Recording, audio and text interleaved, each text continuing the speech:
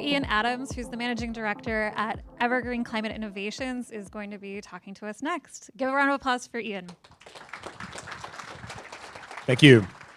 So I work here at Evergreen here in Chicago. We support early stage companies in the climate tech space. So we go find those companies as they're spinning out of labs and universities before they're ready for venture funding. We make early investments in them before venture, and then we help them grow and scale so they can get to that next step. We're specifically in that climate tech space. We're supporting companies like Numat here in Chicago that has novel materials for gas separations, C-Motive in Madison that makes better motors, important stuff for important problems. And that's really why we exist. We spend a lot of time thinking about the energy transition and the tools and the technologies that we need to make it successful. And I have to tell you, I am a little worried.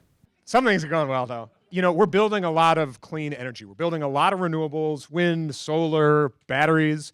Most of what we're adding to the grid, like over 80% over the last several years, is this renewable energy. That's what's planned. That's what's been being added. So that is a good thing, and it's reducing the footprint of our national and global economy. Not everything is going well. Recently had some federal legislation that changed a lot of these policies and created some headwinds there. So that means there's going to be fewer renewables built.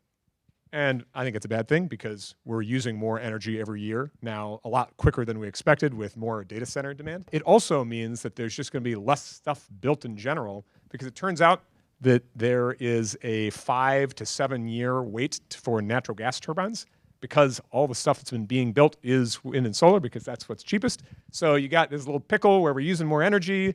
We just killed the subsidies for the wind and solar, and then we can't build the natural gas, so we got a little bit of a challenge there. But we're still going to be building some stuff. We're still going to be building some renewables, mostly renewables. We're just building less of it. And as we use more renewables and as we work to decarbonize the grid, we have to deal with some new challenges that we didn't have to deal with before.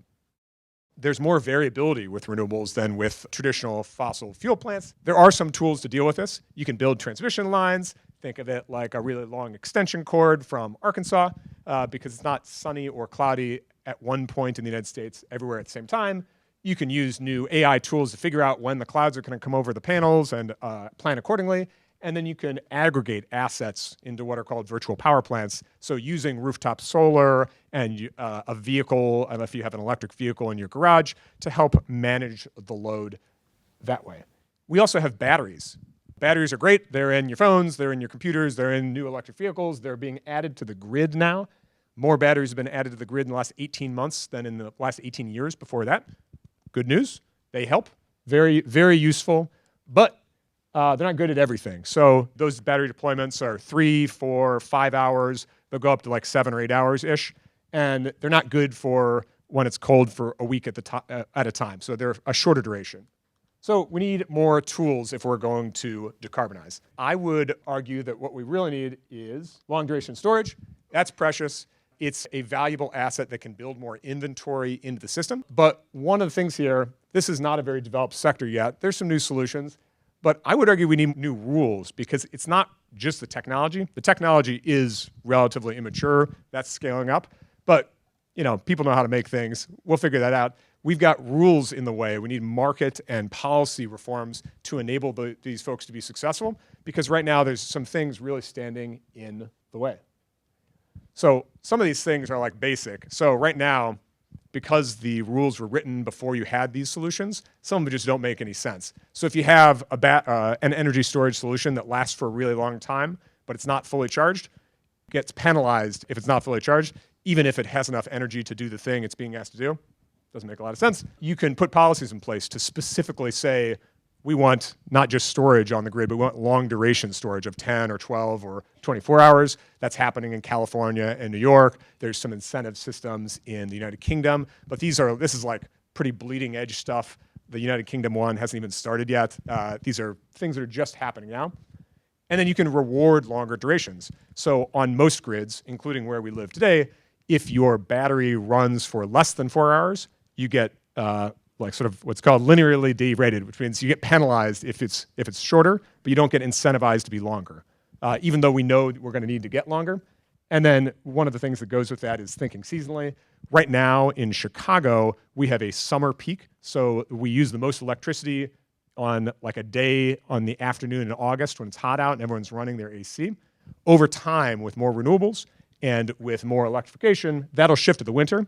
And the winter is a longer and flatter peak. One other area that is interesting in this space is thermal storage. So that's interesting because it can be relevant for industrial users, it can be relevant for heating, and it can be relevant for electricity and resilience, so for military applications. So different shots on goal there. There's a company that spun out of the University of Illinois called Cache Energy that's in our portfolio that we're excited about because they can store fuel on site in ambient conditions like people do with heating oil. But at the end of the day, we need to figure this out because long duration storage is precious. We will need this. We'll need it more as we have more renewables. It's a when, not an if, and we don't have the system in place to make it happen right now. But what I'm worried about is that if I keep worrying and we don't solve this, I'm going to end up looking like this guy. If you'd like to learn more, we've got a blog post that we just posted on this subject that a research fellow of ours worked on here, and then our annual event is tomorrow. So if you're looking for like-minded folks to worry about things like this, host an event as part of Tech Chicago Week as well. Thank you.